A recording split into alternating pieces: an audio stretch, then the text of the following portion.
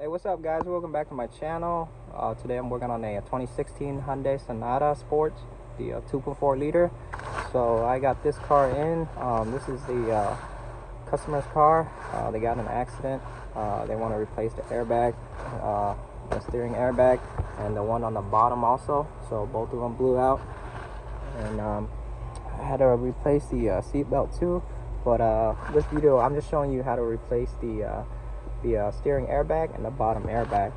So before you start working on any kind of airbag, you should disconnect the negative terminal on the battery, and let me show you. So this one I got it from LKQ, which is used part.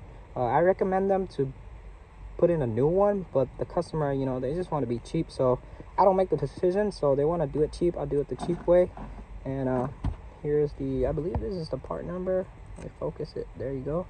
Not sure if it's these or this, whatever. But so on the airbag, you can see this little nipple right here. There's one right here too, one right here on this side. And what you're going to do is you're going to use a flathead, and you're going to press on it to get it unlocked.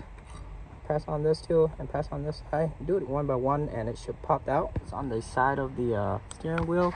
So you can see on the side here, you can see that little nipple right there. You can see it right there. So what you're going to do is you use a flathead, press it, and the steering wheel should, the airbag should pop. There you go, it popped out. Also the bottom, same thing right here. This one you're just going to feel for it. There you go, the release, the bottom release. Same thing on the right side. Right side also same thing right here. Press on it, it should pop right out. There you go. Now I found out another problem to the airbag connector. Now this is connected to the clock spring. It's completely melted. You guys can see that it's like melted on the airbag. So I have to replace the clock spring also, brand new from the dealer. But if you want to take the connector out, what you're going to do is you're going to shove the flathead in here, pry up the orange clip right here, and then you can pull it out from that way. And this is the connector for the clock spring also, and then this is the horn, which is connected right here. If you want to get the steering wheel off, you have to mark the steering bolt, so that way you don't over tighten it. And then make sure the steering wheel is straight and your wheel is also straight. When you put it back, you know it's completely centered. So it's a 21.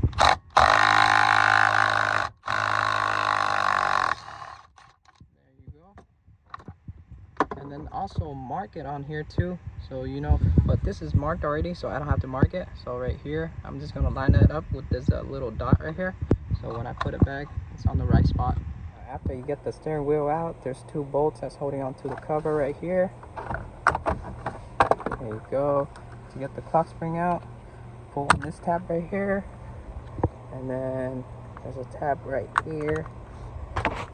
Pull on this tab also. There you go. And then the connector, let me try to do this with one hand, it's kind of hard. You're going to press on this tab, pull it back.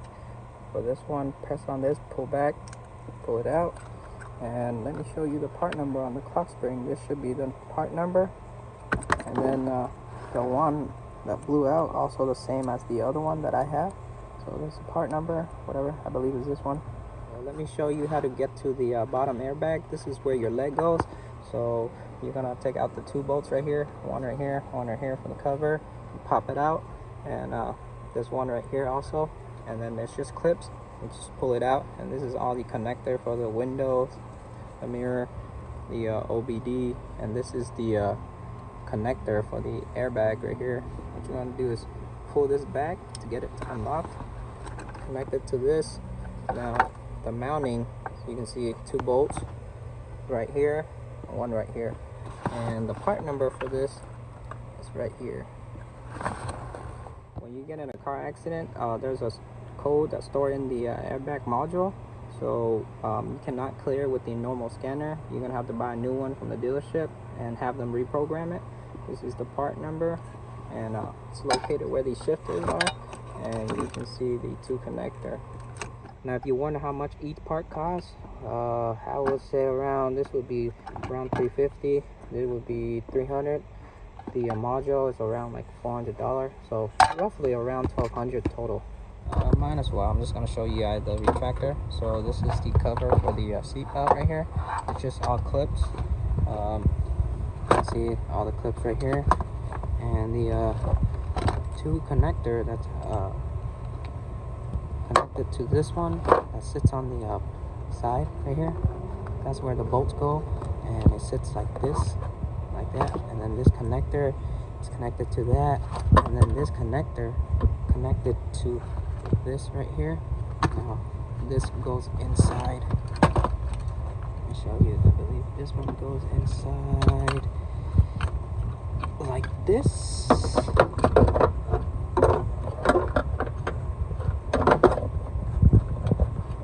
It goes inside just like that. Just like that. And one of the bolt is holding on to the bottom right here. And that's it. Now when you buy it, the thing is, when you buy the new one, it comes with the cover, because I try to figure out a way to get the seatbelt out of the cover, but I can't.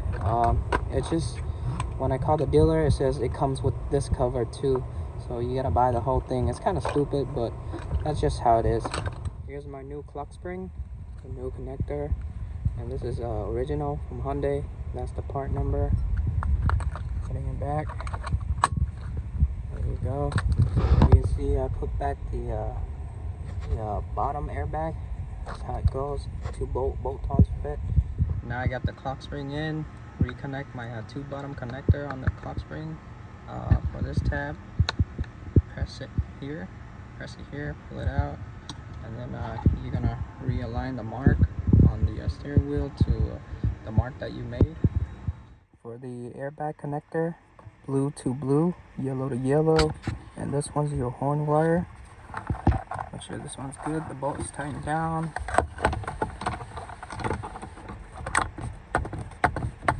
Perfect.